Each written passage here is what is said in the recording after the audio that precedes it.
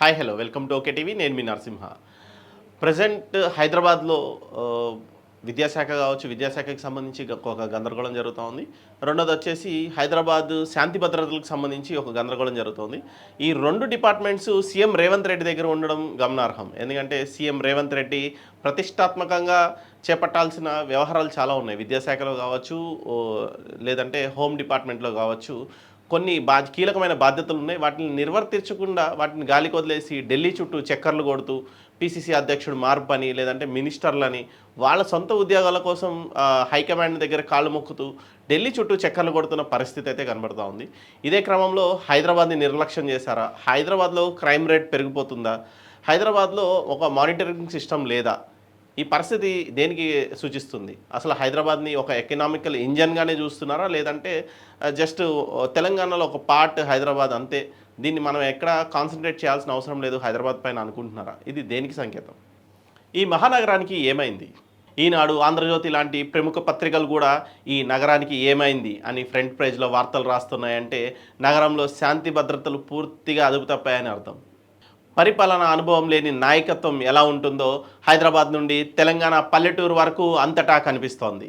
Brand Hyderabad ఎందుకు మసకబారుతోంది? విశ్వనగరంగా ఎదుగుతున్న వేళ ఎందుకు ఇంత కళ తప్పుతోంది? సగటు హైదరాబాదీకి కలుగుతున్న భావన ఇది. హైదరాబాద్ను ప్రేమించే ప్రతి ఒక్కరిలో ఉన్న ఆవేదన ఇది. 10 ఏళ్లు ప్రశాంతంగా ఉన్న నగరంలో పెరుగుతున్న వరుస హత్యలు, పెట్టరేగిపోతున్న అంతర్రాష్ట్ర ముఠాలు దేనికి సంకేతం? రాజధాని హైదరాబాద్లో శాంతి లేదు. నగర ప్రజల జీవితాలకు భద్రత లేదు. సీఎం గారు స్వయంగా పోలీస్ కమాండ్ కంట్రోల్ సెంటర్కు వస్తున్న పోలీసింగ్ కమాండ్ ఏది? క్షీణిస్తున్న శాంతి భద్రతలపై కంట్రోల్ ఏది? ఒకవైపు కుప్పకూలిన రియల్ ఎస్టేట్ రంగం పరిపాలన వైఫల్యాన్ని వేలెత్తి చూపుతోంది.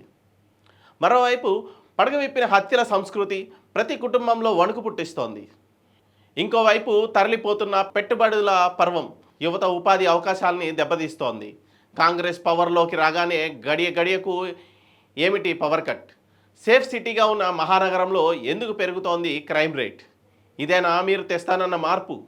విశ్వనగరంగా తీర్చిదిద్దడానికి 10 ఏళ్లు కష్టపడి పునాదులు వేస్తే అధికారంలోకి రాగానే ఆగం చేస్తే ఎలా మిస్టర్ రేవంత్ రెడ్డి గారు? ప్రపంచంతో పోటీ పడే నగరంగా ఎదుగుతున్న హైదరాబాద్ ప్రగతికి అర్ధాంతరంగా బ్రేకులు వేస్తే ఎలా? దేశ రాజధాని చుట్టూ రాజకీయ చక్కర్లు కొట్టడంపై ఉన్న శ్రద్ధ చిక్కుల్లో కొట్టుమిట్టాడుతున్న రాష్ట్ర రాజధానిపై లేకపోతే ఎలా? హైదరాబాద్ అంటే కేవలం రాజధాని కాదు, తెలంగాణ ఎకనామికల్ ఇంజన్. ఇకనైనా కాంగ్రెస్ సర్కార్ మేల్కొనకపోతే మన హైదరాబాద్ దెబ్బతింటే రాష్ట్రానికి కష్టమే కాదు, యావత్ దేశానికి కూడా నష్టం. చూడాలి రేవంత్ రెడ్డి ఇకనైనా మారి ఢిల్లీ చుట్టూ చక్కర్లు కాకుండా ఇక్కడ రాష్ట్ర రాజధాని తెలంగాణ రాజధాని హైదరాబాద్ పైన ఫోకస్ చేస్తారా? ఎందుకంటే ఆంధ్రాలో చంద్రబాబు నాయుడు ప్రభుత్వం ఎప్పుడైతే ఏర్పడిందో అప్పటి నుంచి ఇక్కడ రియల్ ఎస్టేట్ భూమి దమాలైపోయింది. శాంతి భద్రతలకు కూడా భారీ విఘాతం కలిగింది. సో ఇదే పరిస్థితిలో రేవంత్ రెడ్డి కొంచెం శ్రద్ధ పెట్టాలి. లేదు అంటే పరిపాలన చేత కాదు అనే మాటలకి ఆయన నిదర్శనంగా కనిపిస్తున్నారు. ఎందుకంటే శాంతి భద్రతలు ఒక పక్కన డిఎస్సి స్టూడెంట్స్ రోడ్డు మీద ఉన్నారు, ఒక పక్కన శాంతి భద్రతలు విఘాతం కలుగుతోంది. ఎప్పుడు లేని విధంగా రాత్రి 10:30కే షాపులు బంద్ చేసుకొని నిర్మానుష్యంగా ఏర్పడాల్సిన పరిస్థితి ఉంది. ఇంటర్నేషనల్ స్టాండర్డ్స్తో మెయింటైన్ చేస్తా అన్న రాజధానిని మన హైదరాబాద్ని 10:30కి పోలీసు పహారాల్లో గడుస్తుంది అంటే శాంతి భద్రతలు ఎంత క్షీణించాయో తెలుస్తుంది.